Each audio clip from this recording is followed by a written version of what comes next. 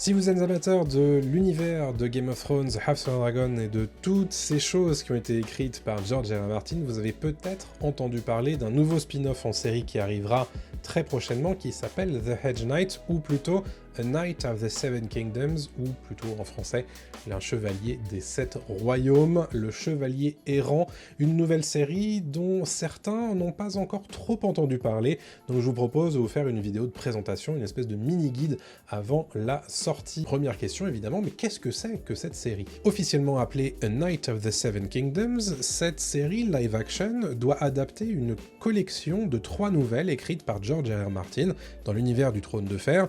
On y suivra les aventures de Sir Duncan le Grand et de son écuyer, qui se fait appeler l'œuf, le tout dans un style un peu différent de Game of Thrones et de House of the Dragon, puisqu'on n'y suivra pas vraiment les grandes luttes de pouvoir de Westeros, mais plus le parcours de 2 compagnons dans un monde qui les dépasse. Ok, donc ça c'est déjà plutôt clair. Maintenant, de quoi ça va parler? Quel est le synopsis que je vous ai traduit depuis l'anglais? Un siècle avant les événements de Game of Thrones, 2 héros étonnants parcourent Westeros.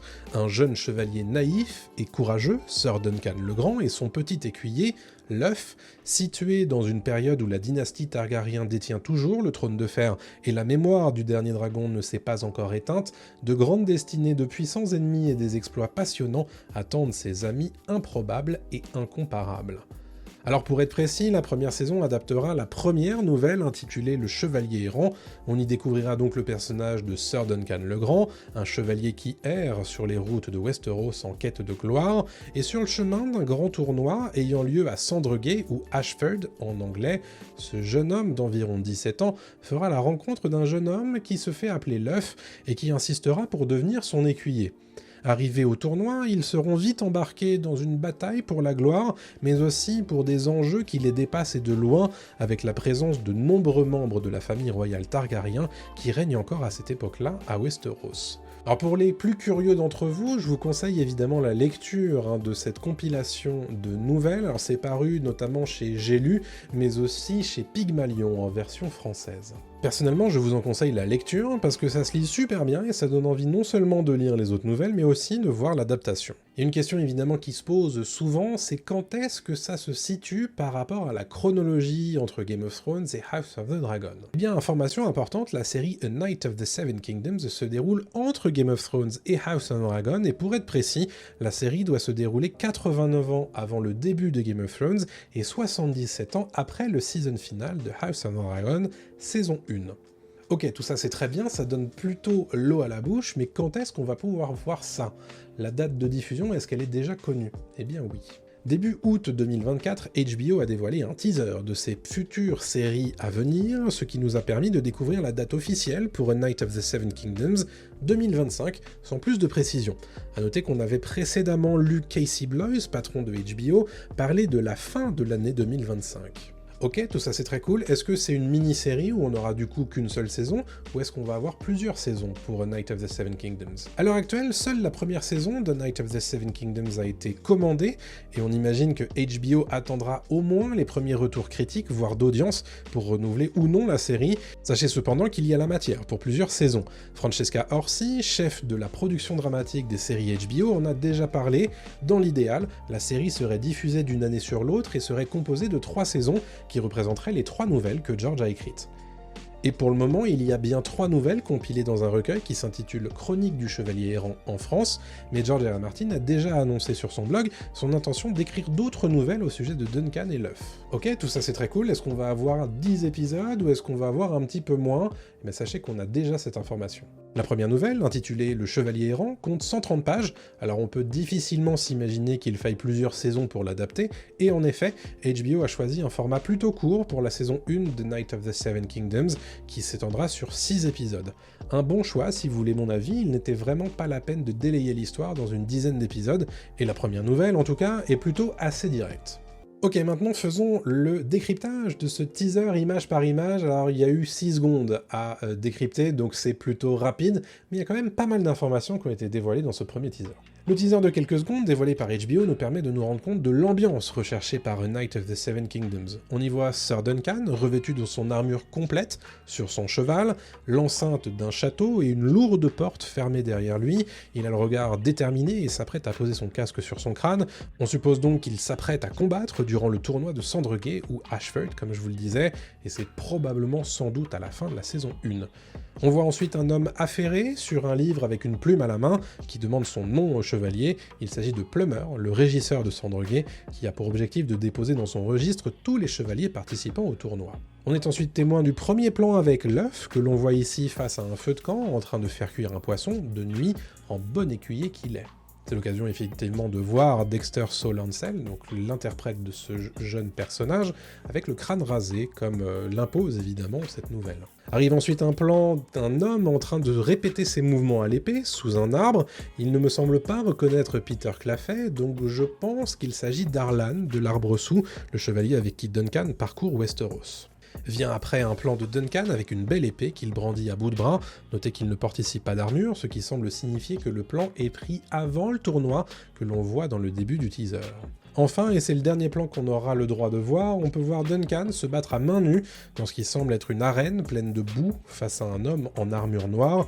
Notez la présence d'un mur d'enceinte, le même mur d'enceinte et la même porte fermée qu'on voyait au début du teaser. Nous sommes donc au même endroit, au tournoi de Sandregay, sans doute plutôt à la fin de la saison 1. Voilà qui donne l'eau à la bouche en quelques secondes et quasiment sans dialogue. Nos personnages sont présentés, la situation aussi, et l'ambiance de la série est posée. Personnellement, je suis assez curieux de voir ça. Ok, maintenant, à quoi est-ce qu'il faut s'attendre dans cette nouvelle série, prévue du coup pour 2025 ? Comme je le disais tout à l'heure, ne vous attendez pas à une grande fresque épique et politique comme Game of Thrones ou House of Dragon. L'échelle de Knight of the Seven Kingdoms sera résolument plus resserrée autour de ses personnages principaux. Francesca Orsi avait notamment évoqué cette possibilité pour permettre aux fans du Trône de Fer d'avoir une série adaptée de l'univers par an. Le plan est créatif dans le sens où le raisonnement est d'utiliser un canevas plus petit, plus intimiste, qui nous permet de générer la série plus vite qu'une House of the Dragon qui est forcément plus lente car il y a tellement d'effets spéciaux. Comprendre qu'il n'y a pas forcément beaucoup besoin de post-production pour une série comme A Knight of the Seven Kingdoms qui ne contiendra pas de dragons. Ok, ça intéressera évidemment pas mal de monde, qui est-ce qui s'occupe de cette série? Sachez que c'est Ira Parker qui agit en tant que showrunner de la série A Knight of the Seven Kingdoms. Son nom ne vous dit peut-être rien, mais Ira Parker a signé un des épisodes de la saison 1 de House of Dragon, l'épisode 4 pour être précis, celui où Daemon emmène Rhaenyra s'amuser dans les rues de Port-Réal. En avril 2024, George R. R. Martin expliquait que le pilote avait été écrit par Ira Parker et qu'il était, je cite, « génial ». En plus d'Ira Parker, une équipe de scénaristes a été choisie pour l'épauler, et parmi eux, des scénaristes pour Tokyo Vice et Snowfall, mais aussi George R. R. Martin lui-même, qui n'avait pas signé, rappelez-vous, de scénario d'épisode depuis la saison 4 de Game of Thrones. Rappelez-vous, c'était le deuxième épisode à la santé d'un certain Joffrey. Côté producteur, on comptera sur Ryan Condal, showrunner de House of Dragon, mais aussi de George R. R. Martin, entre autres. Enfin, pour la création des décors, HBO fait confiance à Tom McCullough, qui avait déjà travaillé sur les 2 premières saisons de Game of Thrones, ou encore sur Raised by Wolves. Je sais pas vous, mais j'ai quand même le sentiment d'avoir affaire à une Dream Team, non? Ok, maintenant qu'on sait tout ça, peut-être qu'on peut parler des réalisateurs de cette série. HBO a confié la réalisation de la série à 2 réalisateurs qui se chargeront chacun de 3 épisodes de la série de 6 épisodes comme je vous le disais. La première, c'est Sarah Adina Smith, qui a notamment réalisé des épisodes de Légion, de Hannah et de Lessons in Chemistry. Elle réalisera 3 épisodes de Knight of the Seven Kingdoms, tout comme Owen Harris, deuxième réalisateur de la série.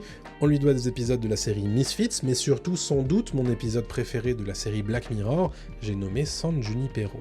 Ok, est-ce que ça c'est déjà en tournage ou est-ce qu'il va falloir attendre un peu? Eh bien pour les plus pressés d'entre vous, sachez que la série est d'ores et déjà entrée en tournage et c'est en Irlande du Nord, comme Game of Thrones, que la production a posé ses valises pour tourner aussi bien en extérieur qu'en studio. D'ailleurs, sachez que la série sera tournée au Titanic Studios, qui ont notamment été utilisés pour tourner Game of Thrones, comme quoi la pomme tombe rarement loin du pommier.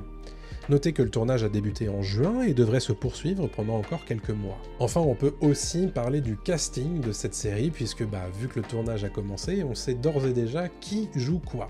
Côté casting, sachez que c'est Peter Claffey qui a été choisi pour incarner Sir Duncan le Grand, un grand gaillard d'1m95 pour jouer un chevalier surnommé le Grand, ça fonctionne plutôt pas trop mal si vous voulez mon avis, vous l'avez peut-être déjà vu dans Vikings Valhalla. Quant à l'œuf dont je parlais tout à l'heure, c'est le jeune Dexter Solancel, âgé de 10 ans, qui l'incarne et qui a donc pris soin de se raser le crâne pour jouer le rôle de l'écuyer. Vous l'avez peut-être vu dans le préquel de Hunger Games, la balade du serpent et de l'oiseau moqueur. De nombreuses maisons seront représentées dans la série, mais aucune ne le sera autant que la maison royale Targaryen, qui sera présente en force durant le tournoi avec les princes Aerion, Daeron, Maekar et Baelor, joués par Finn Bennett, Henry Ashton, Sam Spruell et Bertie Carvel. Parmi les personnages majeurs déjà castés, Danny Webb jouera Arlan de l'Arbre Sous, ou Arlan Pennytree en anglais, Tanzin Crawford jouera Tansel, et les cousins Raymond et Stephen Fossoway, ou Fossoway en anglais, seront respectivement joués par Sean Thomas et Edward Ashley. Comme vous l'avez compris, c'est une série que j'ai très hâte de découvrir en 2025 et donc que je traiterai sur cette chaîne YouTube. N'oubliez pas évidemment de liker, de vous abonner, de laisser un commentaire pour me dire si vous êtes intéressé et si vous regarderez l'an prochain cette série A Knight of the Seven Kingdoms Hedge Knight, le chevalier errant. Et on se donne rendez-vous très prochainement pour une nouvelle vidéo. D'ici là, portez-vous bien. Salut à tous.